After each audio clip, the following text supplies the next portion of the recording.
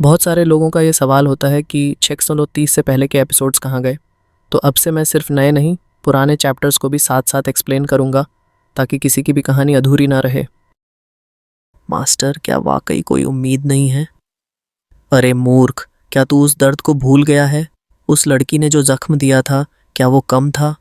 तूने चाहे जितना भी मेरिट कमा लिया हो, लेकिन नियम तो नियम होते हैं। सेक्ट लीडर इस मामले में बिल्कुल भी नरम नहीं पड़ने वाला, और अगर तू उसके सामने जाकर ये बात कहेगा तो हालत और बिगड़ जाएगी। उस वक़्त मैं भी तुझे नहीं बचा पाऊंगा। मादी बात कथे तो पूरी टाइट। इसी बीच जुओफान के कदम हवा से भी हल्के थे। एक आज़ादी थी उसकी चाल में, दिल एकदम हल्का, मानो कोई बोझ ही ना हो। वो जा रहा था मिस्टिकल हेवन सेक्ट की ओर।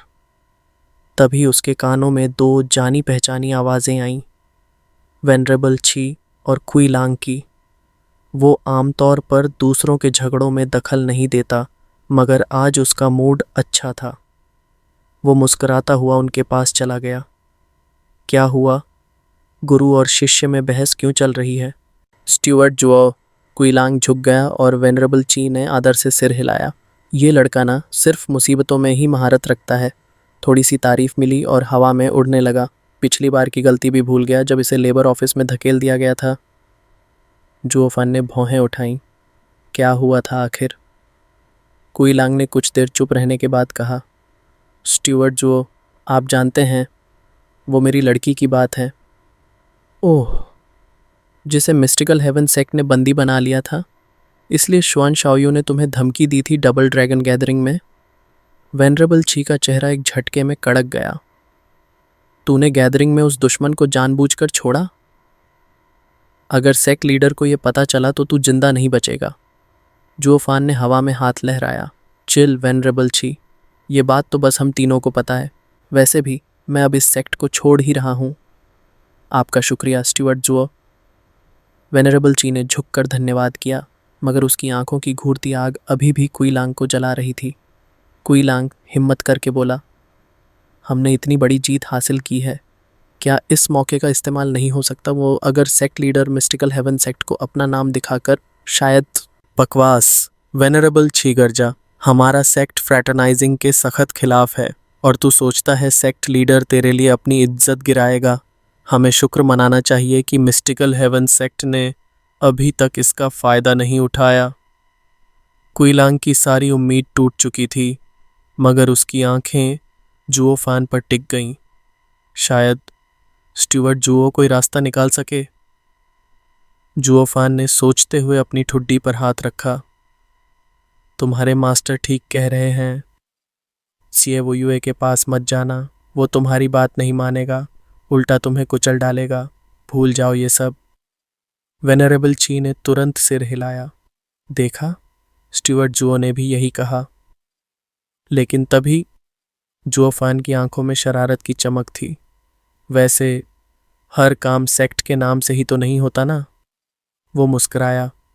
मैं तो वैसे भी मिस्टिकल हेवन सेक्ट जा रहा हूँ। आओ साथ चलो, अपनी लड़की को मैं तुम्हारे साथ छुड़वा दूंगा। धड़ाम। दोनों के चेहरे पर ऐसा झटका था जैसे आकाश से बिजली गिर गई हो। स्टीवर्ट जो? वेनरेबल ची की आवाज़ तक कांप गई। हा हा हा, अगर मैं नहीं करूँगा तो कौन करेगा? जुओफान ने ऊपर आसमान की ओर देखा और कहा, मैंने सालों तक डिमोनिक पाथ की गहराइयों में खुद को खो दिया। अब मैं थोड़ा बहुत समझदार हो गया हूँ। चाहे कितनी भी गहरी हो डिज़ायर की लहर, अब डर नहीं लगता। मैं तैयार हूँ। जे जुओफान, तुम सच में अपनी सेक्रेट स्टोन्स? कुईलांग हकला उठा। हाँ, मेरे पास 2000 सेक्रेट स्टोन्स हैं। उन्हीं से जाकर मैं उनके मुंह पर फेंक दूंगा। 2 लड़कियाँ, एक तेरी, एक मेरी। कुईलांग की आंखें भर आईं। मैं इसे कभी नहीं भूलूंगा। आप जो कहोगे मैं करूंगा। रिलैक्स यार, हम 2 आदमी हैं जो एक जैसी परेशानियां झेल रहे हैं, और कौन जाने आगे चल के तुम मेरे कुछ काम भी आ सकते हो। हा हा हा। दूर जाते हुए उनकी हंसी धीरे धीरे हवा में घुल गई। पीछे खड़े वेनरेबल ची को अब तक यकीन नहीं हो रहा था। 2000 सेक्रेड स्टोन्स सिर्फ 2 लड़कियों के लिए?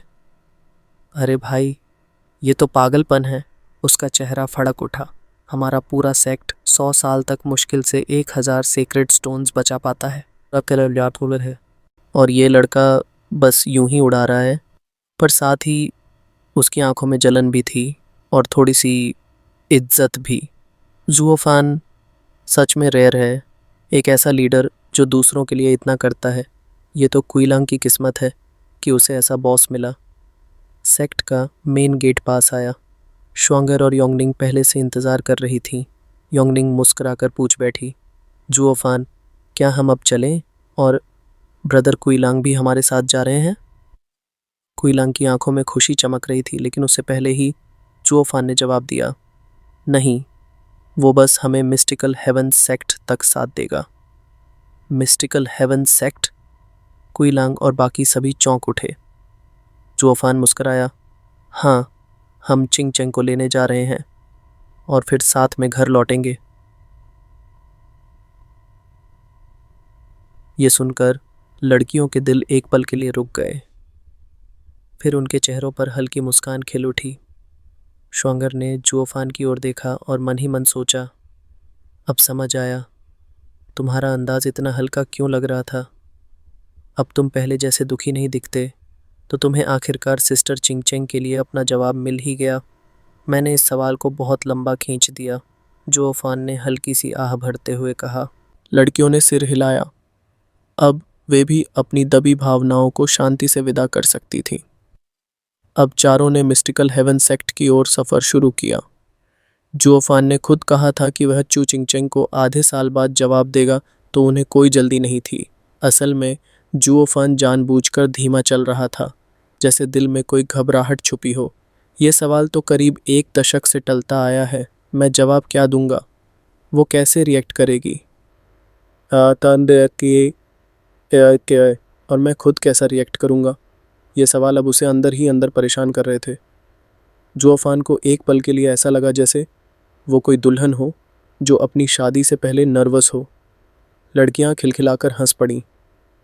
स्टीवर्ट जुओ, जो इतने बड़े कल्टीवेटर्स को बिना हिचक डरा देता है, उसका हाल प्यार के सामने ऐसा हो।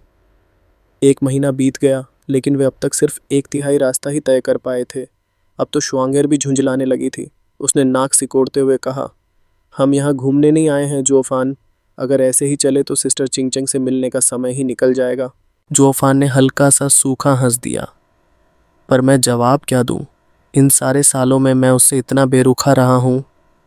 वूश! तभी 100 मीटर दूर जमीन कांपी। एक लाल साया जमीन पर गिरा और धूल का बादल उड़ गया। सब चौंक उठे।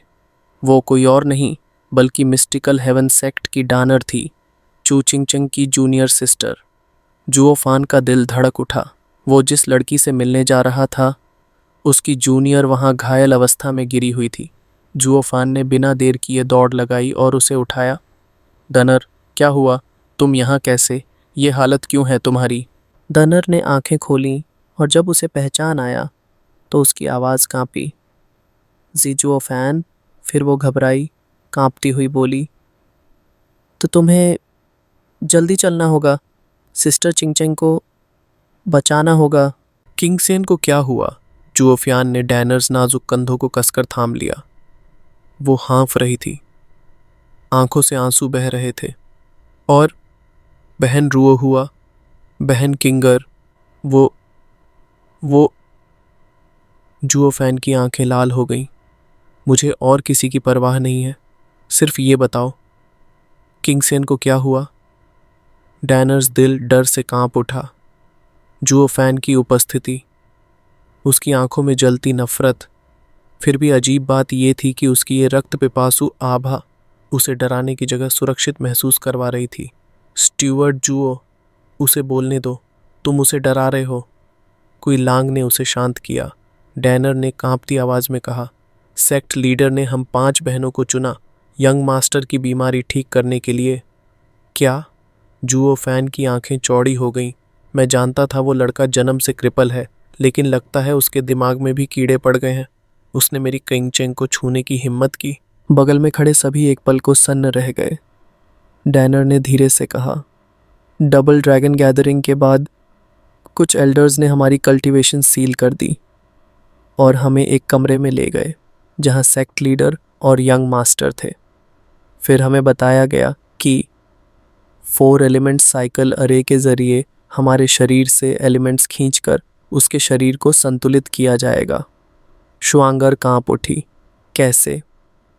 एक कन्या के खून से और उसके शरीर से। बैम! जुओ फैन ने एक चट्टान को अपने हाथ से चूर कर दिया।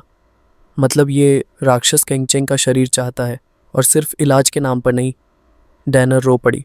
हमने सोचा था अगर थोड़ा त्याग करने से यंग मास्टर की जान बचती है तो ठीक है, लेकिन हमें क्या पता था उसने किंगर की आत्मा तक खींच ली। वो बस सूखी लाश बनकर गिर गई। यहाँ तक कि सेक्ट लीडर भी हक्का बक्का रह गया। यिन चुराकर यांग बढ़ाने वाली डिमोनिक आर्ट। जुओ फैन की मुट्ठियां कस गईं। इस बच्चे ने पागलपन की सीमा पार कर ली है। यनमो ने सिर्फ उसे रास्ता दिखाया, पर असली दोष उसका खुद का ट्विस्टेड दिल है। डैनर सिर झुकाकर चुप हो गई। जुओ फैन ने गहरी सांस ली। बाकी लड़कियां कैसी हैं और तुम बाहर कैसे निकली? डैनर ने आंसू पोंछते हुए कहा। बहन किंगचेंग पहले से ही सब जानती थी।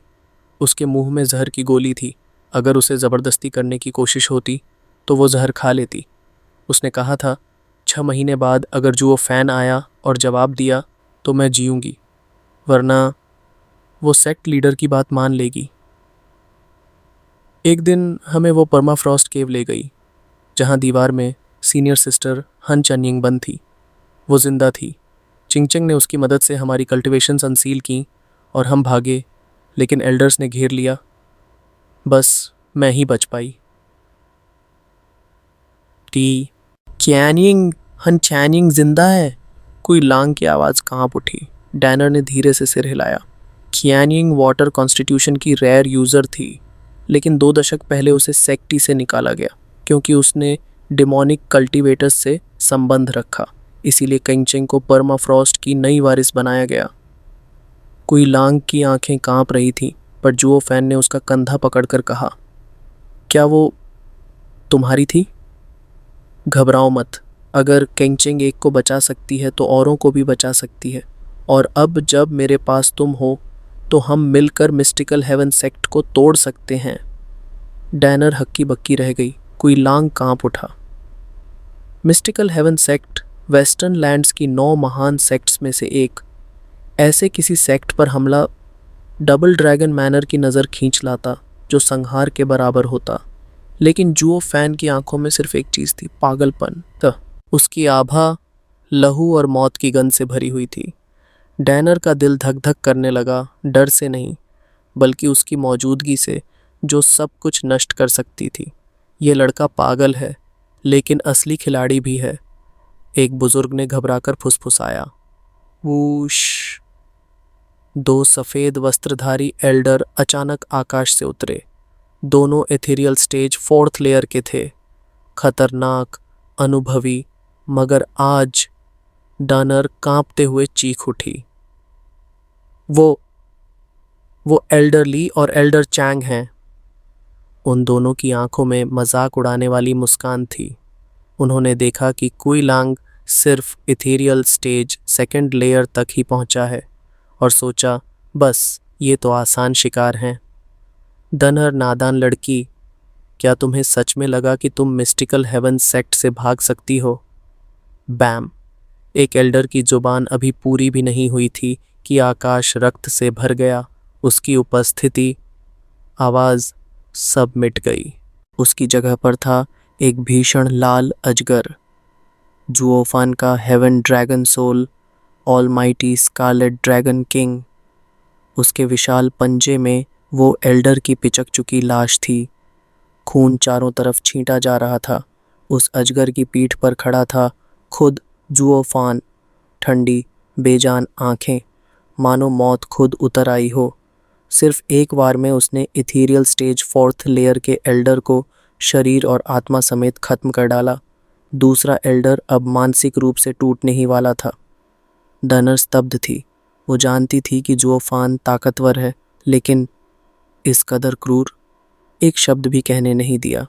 सीधा मौत की सज़ा, बस यही दिखाता था कि चू चिंगचेंग को लेकर उसके मन में कितना तूफान था।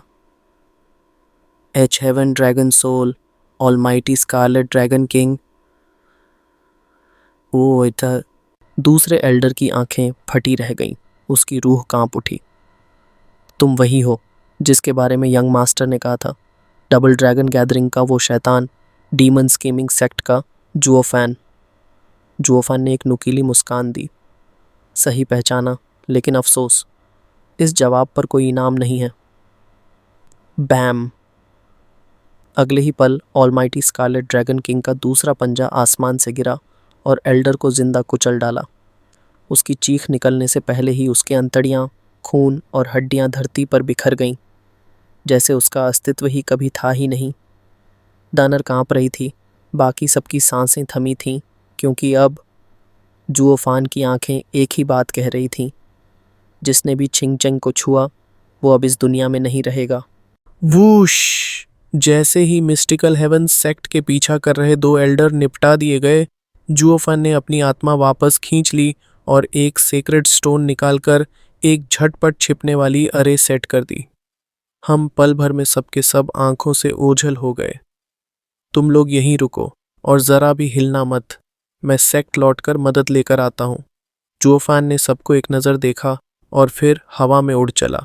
पीछे से कुई लांग अचानक बोल पड़ा, स्टीवर्ट जुओ, सेक्ट लीडर कभी मिस्टिकल हेवन सेक्ट से युद्ध की इजाजत नहीं देगा। जुओफान की आंखों में हल्की सी चमक आई। वो आंखें संकुचित करते हुए बोला, उसकी जरूरत नहीं, मैं अपने लोग खुद लेकर आऊंगा। दिल में एक योजना उभर आई थी। हवा चीरता हुआ वो डीमन स्कीमिंग सेक्ट की ओर बढ़ चला। क्विलांग, मैं उन लड़कियों को तुम्हारे हवाले करता हूँ। चिंता मत करो स्टीवर्ट जुओ, मैं अपनी ड्यूटी पूरी निभाऊंगा। क्विलांग ने हाथ जोड़ते हुए सिर झुकाया और अंदर ही अंदर लंबी सांस ली। स्टीवर्ट जुओ, मिस चू और मेरी बेटी को बचाने का एक ही रास्ता है, आप। ऊश! आधा महीना बीत गया। जुओफान आखिरकार डीमन स्कीमिंग सेक्ट लौट आया। जैसे ही उसने चिन्ह बनाया, स्पेस हिलने लगी और सामने एक दरवाज़ा उभर आया। ठहरो, कौन है वहाँ? एक डिसाइपल सामने आकर चौंक गया, लेकिन जैसे ही पहचान मिली फौरन झुक गया। अरे, स्टीवर्ट जुओ लौट आए, क्षमा कीजिए मेरा व्यवहार। कोई बात नहीं। जुओफान ने हाथ हिलाकर उसे शांत किया। डिसाइपल ने सिर खुजलाया। धन्यवाद स्टीवर्ट जुओ। वो लड़का रोज़ कहता था कि आप लौटेंगे ही नहीं। 2 हफ्तों से दिल बहुत उदास था, लेकिन अब तो आप वापस आ गए। हाँ हाँ हाँ। जुओफान ने हल्का सा भौहें उठाईं। इतनी याद आई मेरी? डिसाइपल झट से बोला, बिल्कुल, स्टीवर्ट जुओ की बदौलत ही तो हम लेबरर्स अब जानवरों की तरह नहीं जीते। आपने हमें कल का सपना दिया। भले ही मैं अभी एलीट लेबर ऑफिस में शामिल नहीं हो पाया, लेकिन मुझे यकीन है अगले साल ज़रूर जाऊंगा। हा हा हा। जुओफान ने उसके कंधे पर थपकी दी, मुस्कुराते हुए कहा, अच्छा है, और कितने लोग मेरी तरह सोचते हैं? डिसाइपल चौंका, लेकिन सच सच बोला, स्टीवर्ट जुओ, लेबर ऑफिस का हर शख्स आपके एहसानमंद है। जितने इनर और आउटर डिसाइपल्स वहाँ गए, सभी को बहुत कुछ मिला। एल्डर्स और डिसाइपल्स ज़्यादातर आपको बहुत मानते हैं। जुओफान की आंखें संकुचित हो गईं। और जो नहीं मानते? डिसाइपल हंसा, वो तो शायद इनर सेक्ट के कुछ पुराने एल्डर्स हैं, उनके मन में तो आपको लेकर जलन है। हाँ हाँ हाँ। दोनों जोर से हंस पड़े। जुओफान की हंसी धीरे धीरे संजीदा हो गई। अगर मैं कुछ मांगूं तो कितने लोग मेरे साथ आएंगे? डिसाइपल ने बिना हिचकिचाहट हाथ जोड़ लिए। स्टीवर्ट जुओ, बस एक बार बोलिए, हम मौत से भी नहीं डरेंगे। जुओफान ने सिर हिलाया और मन ही मन एक योजना बुनते हुए इनर सेक्ट की ओर बढ़ चला। सेक्ट लीडर मौजूद है क्या? डिसाइपल लंबी सांस लेते हुए बोला। अब तो स्टीवर्ट जुओ की उपलब्धियों की वजह से सेक्ट लीडर पूरे कॉन्टिनेंट में मशहूर हो गए हैं। डबल ड्रैगन गैदरिंग के बाद कई एम्पायर्स हमसे जुड़ना चाहते हैं, कुछ तो हमें अपने क्षेत्र में बुला भी रहे हैं, जैसा कि सुपीरियर 3 सेक्ट्स के साथ होता है। सेक्ट लीडर तो रोज़ किसी न किसी एम्पायर में घूमते रहते हैं, सेक्ट में रेयरली दिखते हैं। जुओफान की चाल एक पल को रुकी और उसके होंठों पर एक शैतानी मुस्कान उभरी। तो सेक्ट लीडर घर पर नहीं है? जी नहीं है, डिसाइपल ने सकपकाते हुए जवाब दिया। जुओफान की मुस्कान और चौड़ी हो गई। बहुत अच्छा, अब काम आसान हो गया है। वो ठाठ से इनर गेट की ओर बढ़ गया, जबकि डिसाइपल अपना सिर खुजलाता रह गया। स्टीवर्ट जुओ कुछ अजीब बर्ताव कर रहे हैं। डैंग! एक गूंजता हुआ घंटे की आवाज़ पूरे सेक्ट में फैल गई। सभी एल्डर्स और वेनरेबल्स एकदम चौंक गए और मेन हॉल की तरफ दौड़ पड़े। हे भगवान, किस उल्लू ने घंटा बजा दिया? डबल ड्रैगन गैदरिंग को अभी 2 दिन भी नहीं हुए और फिर से मीटिंग बुला ली? एक एल्डर झुंझलाते हुए बोला। एक वेनरेबल पास से गुजरा और बोला, तुम्हें कुछ नहीं पता? सेक्ट लीडर यहाँ नहीं है और बेल बजाने का अधिकार सिर्फ हाई वेनरेबल को है, लेकिन उन्होंने कभी इसका इस्तेमाल नहीं किया। एक ही है जिसे इतनी हिम्मत है। Venerable she? एल्डर का मुंह टेढ़ा हो गया। उनकी फैक्शन तो लगातार हारती आ रही है। अब तो हमारी इलीट लेबर फैक्शन के लोग दुगने हो गए हैं। फिर भी ये शख्स झगड़ा करने आ गया। क्या अब सत्ता की लालच में आया है जब सेक्ट लीडर घर नहीं है? वेनरेबल कंधे उचका के हंस पड़ा। कौन जाने, एक बात पक्की है, उसके पास ताकत नहीं है। सभी पुराने कल्टीवेटर्स मेन हॉल की ओर संदेह से भरे बढ़ने लगे। वहीं वेनरेबल शी अपने निजी कक्ष में चिंतित बैठा था। उसके साथ उसका शिष्य लूसिए खड़ा था। लूसिए, क्या उनसे संपर्क हो पाया? वेनरेबल शी ने धीमे स्वर में पूछा। लूसिए गंभीरता से बोला, मास्टर, वो सब तैयार हैं, बस इधर कोई हलचल का इंतज़ार कर रहे हैं। वेनरेबल शी ठंडी हंसी हंसा। किस हलचल की? सब तो यहाँ से दूर चले गए हैं। उसकी आंखों में थोड़ी हताशा तैर उठी। जुओफान, ये आदमी हमेशा अप्रत्याशित रहा है। डबल ड्रैगन गैदरिंग में इतनी बड़ी जीत लेकर अचानक गायब हो जाना, क्या उसे अपनी पोजीशन की कोई परवाह नहीं, या फिर उसे आसपास के खतरे की बू आ गई थी? वेनरेबल शी की आंखों में चिंगारी सी कौंध गई। लूसिए भी चुप खड़ा था। जुओफान, ये लड़का हर बार कुछ ऐसा करता है जो कोई सोच भी नहीं सकता। दांग! एक और स्पष्ट घंटी की आवाज़ पूरे आकाश में गूंज गई।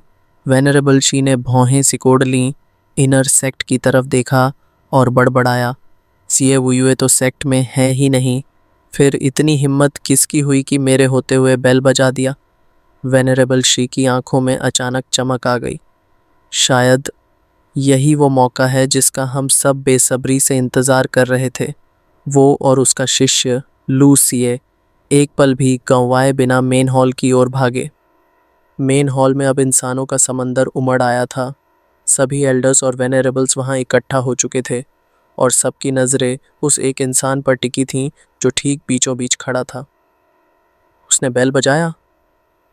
जुओफान की ठंडी और सख्त नज़रों ने सबको देखा। डीमन स्कीमिंग सेक्ट के सारे एल्डर्स और वेनरेबल्स आ गए क्या?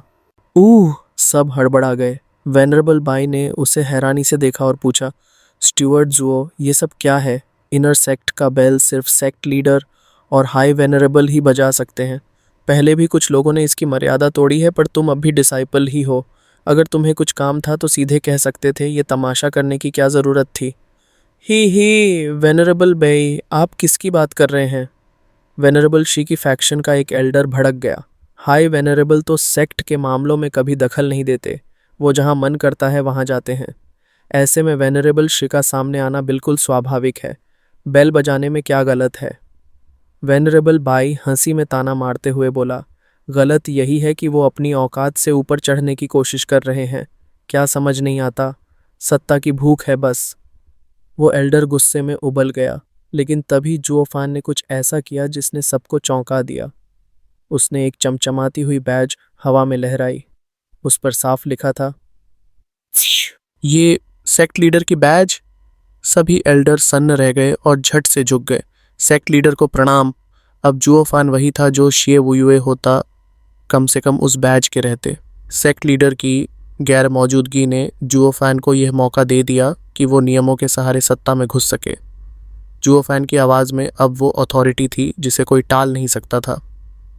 डीमन स्कीमिंग सेक्ट के सारे एल्डर्स और वेनरेबल्स अब से सेक्ट लीडर के आदेश मानेंगे। जो नहीं मानेगा उसे सेक्ट की सज़ा भुगतनी पड़ेगी। जी स्टीवर्ट जुओ। भीड़ फिर से झुक गई। जुओफान ने गहरी सांस ली और गरजती आवाज में बोला, पूरे सेक्ट को मेरे साथ चलना होगा, मिस्टिकल हेवन सेक्ट की ओर। क्या?